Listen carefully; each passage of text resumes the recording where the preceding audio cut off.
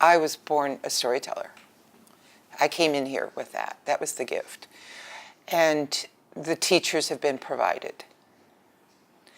And the listeners have arrived, have come and continue to, or I seek them out.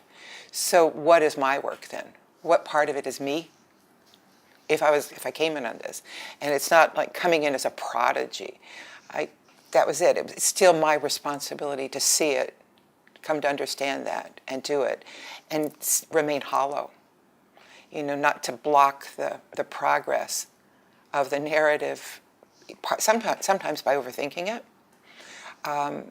by becoming intellectually involved with it, or ego involved with it, or too intentional, or arrogant enough to presume I know what people need. It calls up the need for greater humility in the place where you're getting greater attention.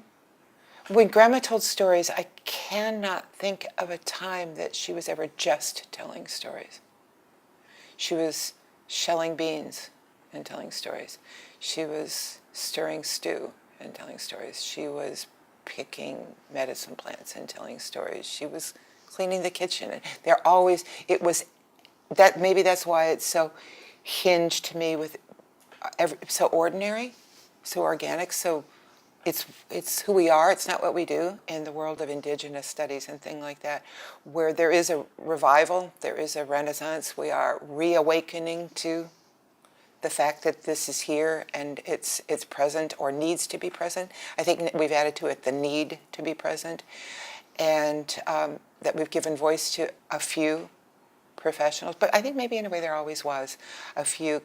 There's across the room, there's somebody who makes baskets I'll never be able to make because they came in headed in that direction, and this was mine. But there wasn't a division of the artist and the audience, I don't think. So I think the story is the medicine that takes us to our deepest nature of being social and wanting to be seen, heard, wanting to be like-minded, wanting to be harmonious, which may fly in the face of what people say human nature is, but maybe I have a different view of human nature. Because I live with story, everybody's always wanting you to hear theirs.